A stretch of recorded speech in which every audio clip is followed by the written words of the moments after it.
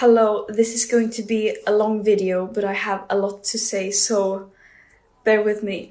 And we are now many who are safe and released from imprisonment and absurd mistreatment, but many of our comrades from Global Smooth Flotilla are not, and they need to be released now.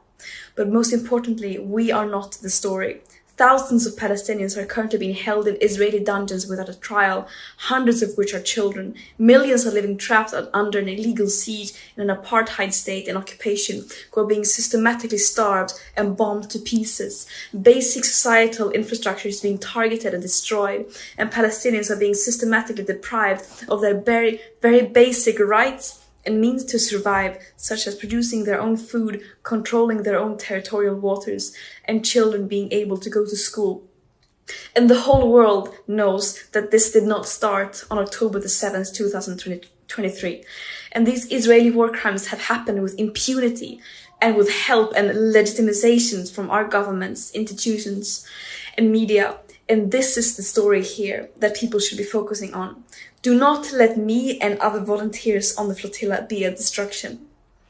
And the Global Smooth Flotilla is about solidarity with Palestinians, international solidarity. And what Israel did was mainly not to illegally abduct us in international waters and abuse us in prison, but it was that it stopped a humanitarian mission and violating international law by preventing humanitarian aid from entering Gaza, a population that are being systematically starved by Israel.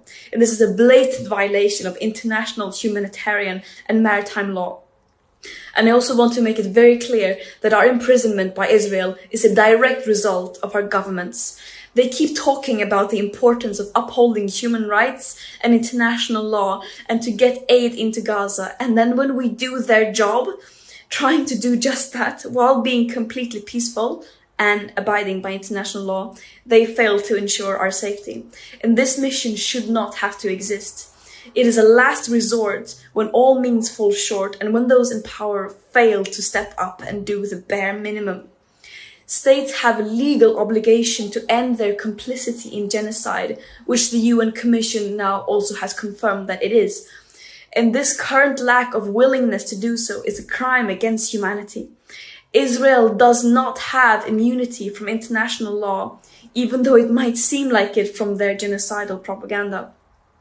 No human being is worth more than any other, and that also applies to Israelis.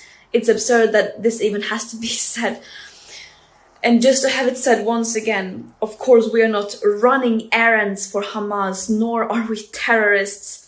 Israel think they can get away with only recycling their old arguments and smear campaigns to justify their atrocities without addressing the evidence of them committing a genocide. But the world sees through their desperate lies. Terrorism is defined as the calculated act of using violence to incite fear in a population for political control. Is that really what this peaceful humanitarian mission carrying food, medicine, baby formula in line with international law was doing? One can really ask who the real terrorist is here. And I stand by what I have said and stood for since I became an activist at the age of 13. I will continue to fight for a free world, a world free of all forms of oppression and racism, where we put human and planetary well-being over short-term economic profit and geopolitical control for a few. And that might sound naive, but I would any day choose being seen as naive over having double standards and not doing anything in the face of injustice. And I urge everyone to join the global uprising for justice, freedom and equality, and to apply real pressure on our governments and institutions to fulfill their legal obligations to ensure human rights for everyone. We have truth, morale, international law, justice, love, history, and solidarity of the world, as well as basic fucking common sense on our side. The war criminals have hate, lies, and weapons. Justice will prevail. Free Palestine.